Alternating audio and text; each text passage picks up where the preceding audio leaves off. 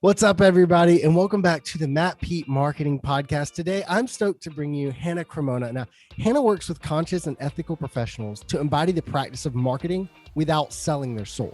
She tried her hand at blogging, influencer marketing, but realized she was misaligned for those paths. She wanted to find a way to do marketing that created an impact at every stage of the process. Her clients now say that she has found the solution and strategies to do just that.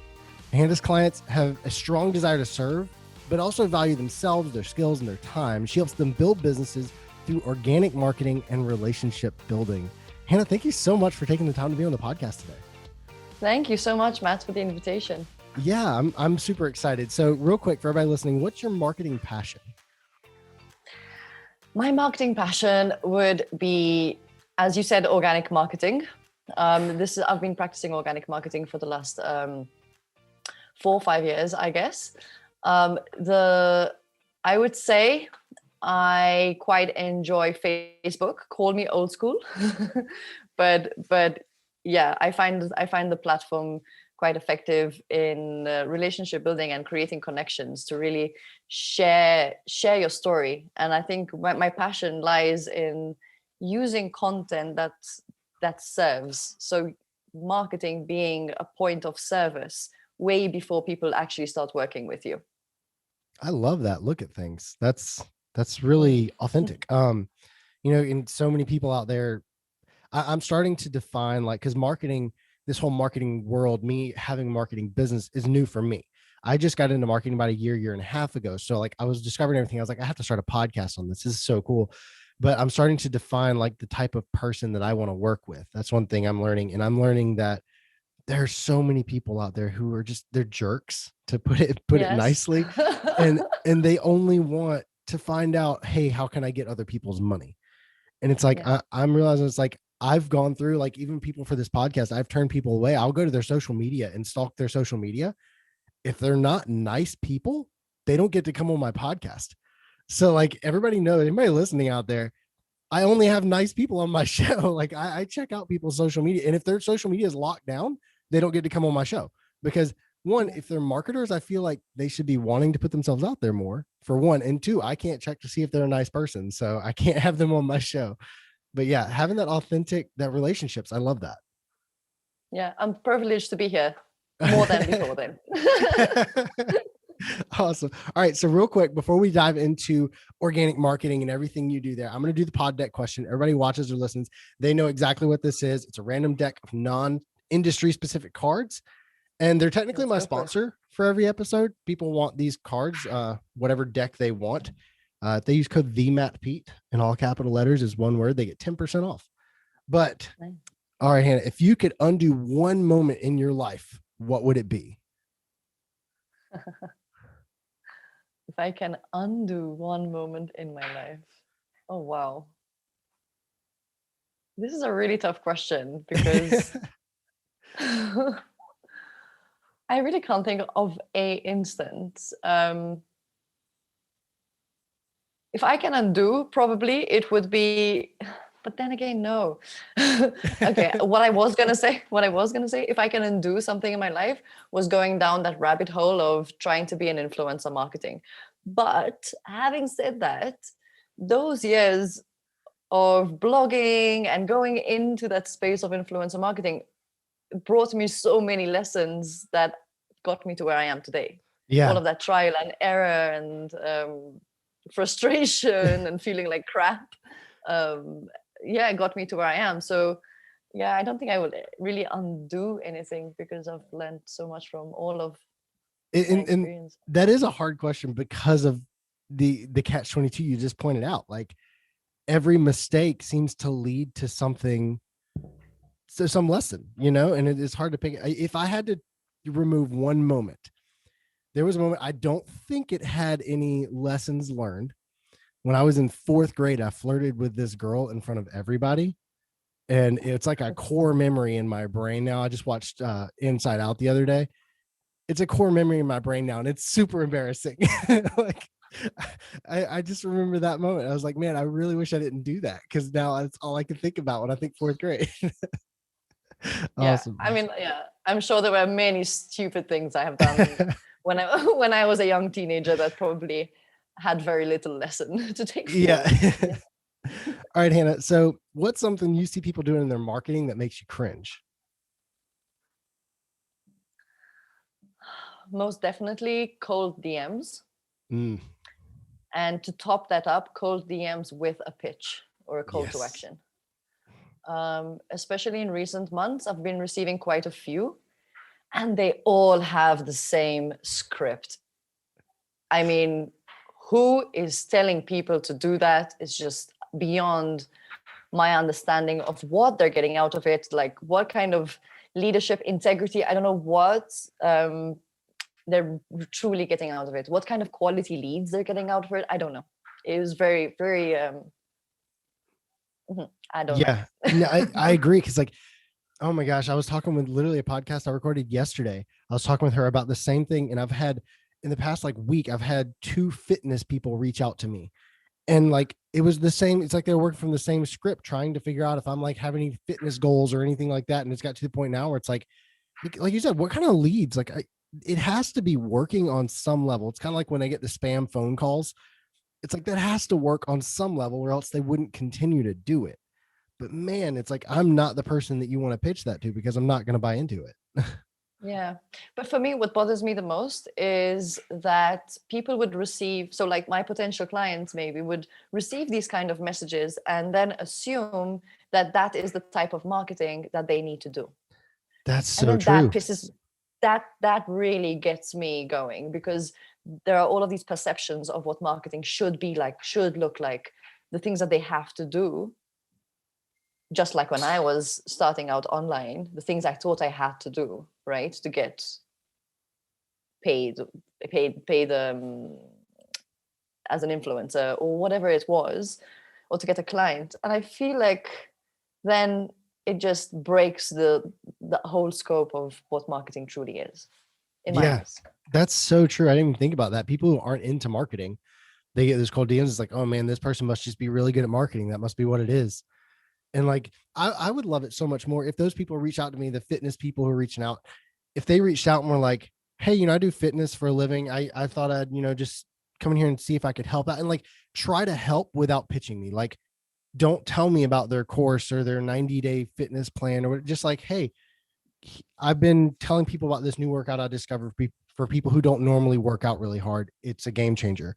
And like have a conversation, I feel like, and provide help without intention, you know? Yeah, yeah, Matt, and I think that's totally okay, especially if there has been a connection between the two of you before. Yeah. When there's zero connection, out of the blue, this person just found your profile and just send you a random message. You don't know them. You've never interacted with them outside of your profile in any group or whatever. Yep. And it just seems like, who are you? Why would I listen to you? That's so there's true. no And there's no trust built. There's no credibility built. yeah, it's like you've never commented on any of my things. You literally just sent me a friend request and then 2 minutes later messaged me. And it's like, I don't care. sometimes Like, sometimes not even a friend request, sometimes just the message. right. I've started just recently, like the past couple of days, as people send me messages, I start to pitch them my course as they're pitching me their things. So it's like, hey, I do fitness coaching. I'd love to talk to you. It's like, well, I do video production, man. I've got a course. You could really use some videos on your website. It's like reverse pitch. I'm just like, hey, this is what it feels like. Yeah, I kind of told one of them that I didn't really pitch back because I don't want to work with this person. Really not my type of client if they think that that's the way things should be Yeah, done. right. um but yeah, and just to close this off, I also got the same message from the same person on LinkedIn twice, on Facebook Messenger twice. Oh my And then I gosh. finally answered him, and he was like, no need to be so mean. And I was like, no, I'm doing you a favor. Right. Yeah, like Someone you has to need to tell you. know. Yeah. That's so true. Like somebody has to tell you because this is just not working, dude. Yeah, yeah. All right, Hannah, if you were to start marketing for a new business today and they gave you $1,000 for your budget, how would you spend it to get some more clients? So I think this highly depends on the business. Okay. If it's for, let's say you're some sort of coach, guide, mentor coming online, I would use that 1,000 euros for mentoring, coaching of some sort. I think for me, that helps you really move forward um, in a way that's aligned and strategic to be more effective. So you don't like end up, in the hamster's wheel or like running around trying to catch your own tail kind of situation. Um, yeah. So if I had to talk about like a coaching online business, I would say invest that in some sort of mentoring where you have hands-on, like high touch kind of Okay, I love access. that. Nobody said that yet, and I've had my fair share of coaches through my business, and hugely important. Like, Yeah. I love that answer. Like I said, nobody said coaches yet, and I'm on episode like 23 or 24 now. Oh First wow, one. that's Yeah, surprising. I know, right? Everybody's talking about Facebook ads and hiring not people when to you do their just graphics. not when you're just starting. So you think, just dive into this a second more, like just starting out, first thing to do is hire a coach? Just starting out, I think, like, it depends. Are you just starting out in your profession, or are you just starting out online?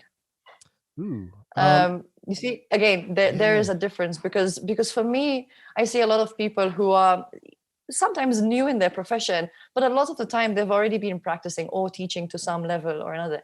So for me, all I ask them is that question: how long have you been doing what you're doing?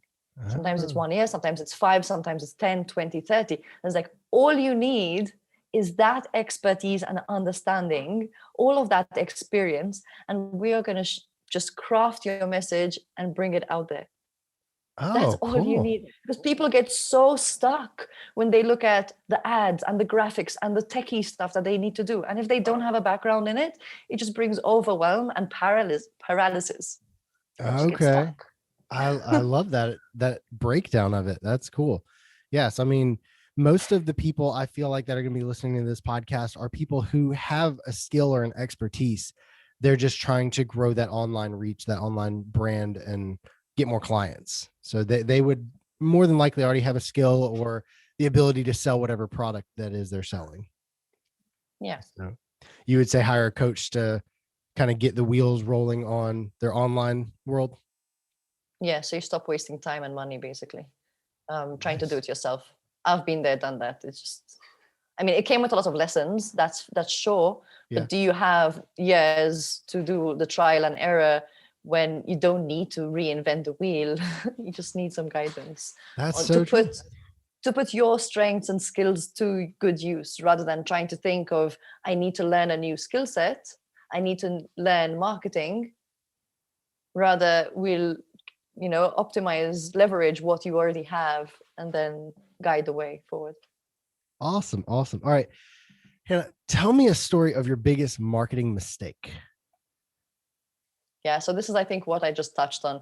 um, I think I spent too much time, I wasted too much time, and with it money, not huge amounts, because that's the thing, I was so scared to invest, right, in proper coaching and mentoring. I spent a lot of time trying to build an audience and basically copy or adopt what I saw other people doing. Um, and that took me down a path that I felt misaligned with, because it it it turned into this popularity contest, right, of like followers, especially on Instagram, and watching other people grow to their 10K and getting obsessed with growing those numbers and doing things like pulling out tactics that then at the end of the day just don't feel aligned, right? And if you're not in that right energy, if you're not fully embodying what you're doing, it just doesn't connect with your audience. So I think the biggest mistake for me was trying to sell products, trying to be in that space without having built that audience, without having niched down as well. I really believe in, when you're starting online, to kind of be focused on a niche, because then that helps you. It eliminates all of the other stuff that you can do, want to do, blah blah blah. But it just kind of puts you on track. It doesn't mean that you have to stick with that niche forever. My niche has changed over the last 12 months for sure. So you expand out. But I think that my biggest mistake was trying to like bring my content and the products I was selling to everyone and anyone who was interested in sustainability and ethical living. which just had my message diluted. It had me going after the vanity numbers, you know, the likes, the comments, the stuff that the social media platform wants you to have, but it doesn't really result in income or impact. Yeah, So yeah, there's vanity metrics. And vanity metrics. and this is like the second time, like I was reading a book the other day, and it talked about, before you figure out who or why do you want to serve this, why do you want to pitch this course or whatever it is, it's like, who do you want to serve? Starting with that in mind, so you know, like you just said, niching down so your message isn't diluted. You know, if I know Mhm. I only want to serve small brick and mortar businesses, then my message is going to be directed towards that. You know, and it Mhm. helps with that, like you just said, your message was too diluted in the beginning. And that's, I'm learning that I'm like trying to niche down. And as I'm going, I'm finding out people that I was like, I don't want to serve that type of person or that type, and I'm niching down more and more. But that definitely can change the trajectory of a business. You know, your message becomes clear. Your message becomes impactful. Your message connects because Yeah. you're really starting to pinpoint like where your audience is at. When I started really niching down and getting clear on who I'm talking to and who I want to serve, who my tools can benefit, that's when like I started receiving comments like, "Oh my God, it's like you're in my head." That's And perfect. that's what you want, right? Yeah, Like absolutely.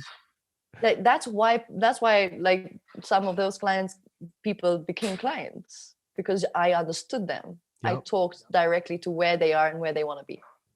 That's awesome. That's so, and like you said, you want to be in their head. That's when you write good enough copy and you're talking so specifically to that niche that they think you're in their head, like you've reached that point. That's super cool. All right, Hannah. So what's your favorite marketing tool? As I said, old school Facebook. So let's I talk about like that. Let's talk about that for a second. Like, how do you use Facebook? Are you in groups? Do you have a page that you're regular on? Like, what does that look like for you? um I use predominantly my profile, my personal profile. Okay. I share content there. I nurture people who are interested in what I have to say. So they're interested in growing their business online. I have a group for that. So it's a free private group where people can come in and learn more. And this is where I deliver my Facebook Lives, any masterclasses, any tips, etc., etc. They're the first to know of any offers that I have coming out, any ways of working with me and stuff like that. So I use my group for nurturing. And yeah, and probably that's why I like Facebook so much, because of the group facilities. Awesome. Awesome. I just wanted to make sure, like, because you do organic marketing, I wanted to make sure to talk about that for a bit. And like, so in your groups, because I currently I have a Facebook page for my business, and I have my personal profile, like you mentioned, that I'm like reaching out in groups and trying to help people answer questions, that kind of thing. I've heard Mhm. people talk about groups multiple times, but my only experience with owning a group is I had one for my last podcast, and it had, I think, like 16 or 19 people in it. Like, I could not get it to grow for whatever reason. And the 16 or 19 people in there, they weren't even like, I don't know if they weren't seeing the content or if it just wasn't engaging enough for them. What do you recommend to grow the group and then to get interaction? For me, interaction was just like, it's always the toughest thing for me. Yeah. So I think with organic marketing, there's always this ebb and flow. So for engagement and for like leads coming into your space, I always feel like it's a little bit, sometimes it's really coming, sometimes it's not so much. Within the group, engagement is not easy. And I think it's as you start building that community and really start providing content that they need. I am a big believer on one-to-one conversations. So I do try to like check in with my group members and have conversations with them. Like, please tell me where you're at. Like, how can I help you? How can I support you? What kind of content do you need right now that can help you for what you're doing, for what you're working on? So I did a lot of that, especially at the beginning, and from time to time I still do it. I think that's really important. Again, the relationship building and how important that is when you're growing a long-term business, right? So I assume that whoever's listening here is in it for the long term and not just to make a quick Yeah. buck and sod off, you know? Yeah. So I believe in that long term relationship building. So another thing I want to say about groups is pre-qualifying people, not just growing your group for the sake of growing it. Again, vanity metrics, numbers, at the end of the day, they mean nothing if there's no engagement, or if those people in there are not going to that next level, wherever you want to take them, whether you want to have them as a paying client or enroll in something or listen to your podcast or whatever the next stage is. um, yeah, you want to make sure that you get in the right people to begin with. All right, pre-qualify. So how do you pre-qualify your people in your group? Through my content on my profile, Okay. through conversation. So someone might message me or comment on one of my posts, and then I initiate a conversation with them just to follow up on what they said, maybe a tip or something I can provide them with. And then I invite them into my group. If this is something you want to continue learning on, if you feel that this is the kind of support you need to continue growing your business, I invite you into this space where you will receive more training. There's a lot of free content you can go through there. I'm in that group very often. You can have access to me in my group. All right, cool. I just wanted to know because that's like I said, I'm interested in groups, but I'm scared to start one because of the such low engagement last time.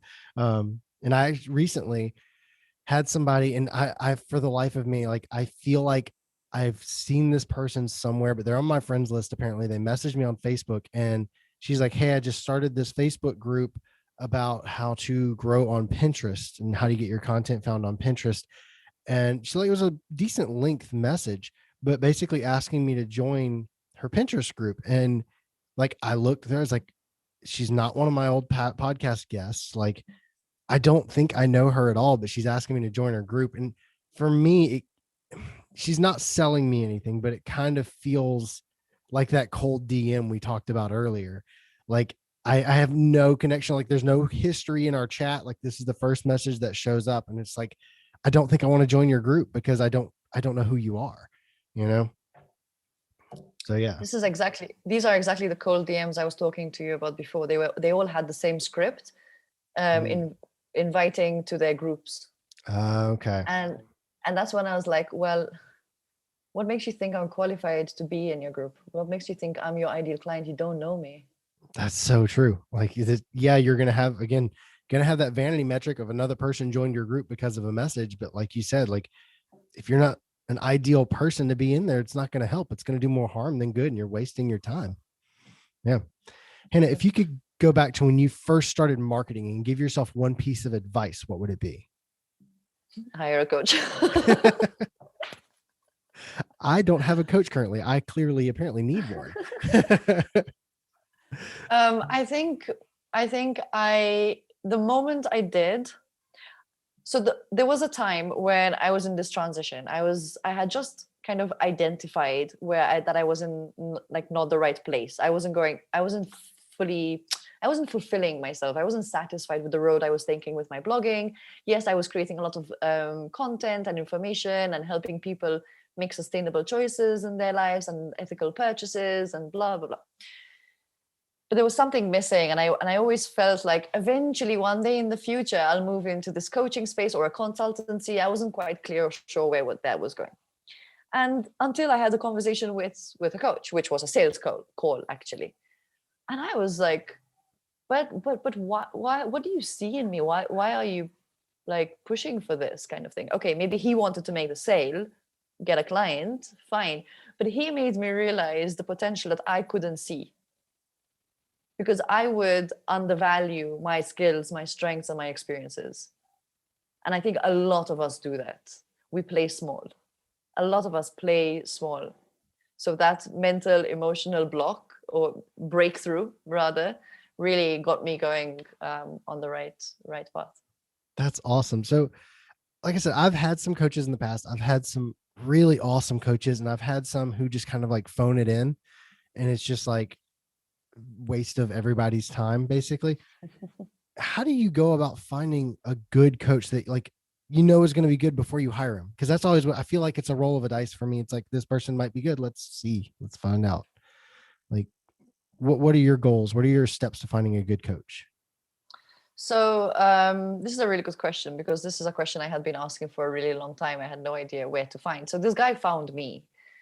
And what I liked about him is that we instantly connected, and I felt very comfortable and honest and open with him. So for me, that was already a really good sign that there's not going to be any bullshit.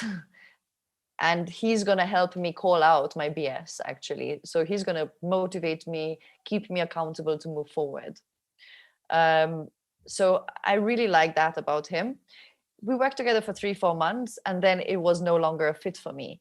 So the next coach I found him online through his posts. It was one recommendation. I fell in love with the way he was teaching storytelling, and that's what made me work with him for the next 6 months. And now I'm in someone then that ended, and now I found someone, but again through her content, because instantly what she said just made sense, and I felt really aligned with what she was saying. So Okay, I I think like it's that. like, I think it's also like an evolution. I don't feel like just because you find one coach, you're going to be with them forever. I Yeah. think each person might have um, their time for you in the stage that you're in. Okay. I'm taking notes over here. So I love that. And knowing that it's not a end all be all finding that perfect coach who's going to be with you for the next 5 years kind of thing. Like finding somebody you connect with through your conversation and recommendation, and through the following their content that you're going to trust and you feel open with, and that kind of thing. And you know they're going Of to call you course, out on things. So okay. of course, like Yeah. I'm loving of that. So course, that's what I'm looking for now. Cool. the credibility, that they keep showing up, that they walk their talk. They walk with integrity, that they're Okay. leading. Um, Obviously that they know their stuff, they have experience and all of that stuff. I mean, we want to make sure that Yeah. we're not going to a fraud. Yeah, but exactly. but I think the human element is really important for me, because you're working alongside each other, you're going to be in each other's space for a while, and that's equally important when you are onboarding clients, that you don't just onboard for the sake of closing that sale, because you make a mistake onboarding the wrong client, it's going to be a nightmare. Yeah, I have a video production business where I did a bunch of weddings, and there was 2 instances that I can think of right off the top of my head where I onboarded the wrong client, and I didn't do enough like conversations with them at the beginning, and man, it was a headache. And one of them ended up just canceling with me, and it was just like it was a whole thing. So yeah, I can see how onboarding that wrong client, not having that process in place up front, it just cause a huge headache. So I'm going to be looking for a coach. I'm going to be asking for recommendations, and I don't want to like go to them and then just pitch me what I think I'm going to do after this conversation. I'm going to find some people who are coaches, and I'm going to follow their content for a while and see which one resonates with me, where I think I fit in best, and then go to them with, a conversation about it. That way I Yeah, feel more connected with them before we even get started. I love that. definitely, definitely. Awesome, Hannah. Thank you so much for sharing all Thank this you. today. It's been Thank amazing. you. So real quick, before we jump off, what's the best way for people to connect with you more? I would say within my Facebook group. S- Feel free, anyone watching, listening, feel free to add me on Facebook as a friend. It's hannah.cremona. But my Facebook group, this is where I have a lot of like mini trainings and Facebook lives and tips and tricks and stuff like that coming out. That is called Aligned Digital Marketing, and I can send you the link for that. Awesome. Awesome. I will have all of that linked up. Aligned Digital Marketing. People can join Yeah. that group or connect with you. Facebook.com/Hannah.Cremona. That's Cremona for people wondering. And I'll have all of that linked up on your page there. Oh, awesome. You just sent me that in the chat. So now I can have that direct link. Awesome. I'm going to join Yeah. that group. That's really cool. Thank you for that. Um, Thank you, man. and for anybody else out there listening, if you have been at all enlightened by this conversation, I know I have. It's changed my views on coaching for sure. I'm definitely going to check that out. And organic marketing without selling your soul. I love that aspect of your business. If you're out there listening, watching along, I hope this was as inspirational as it was for you as it was for me. Keep working hard, keep pushing forward, and remember that marketing matters.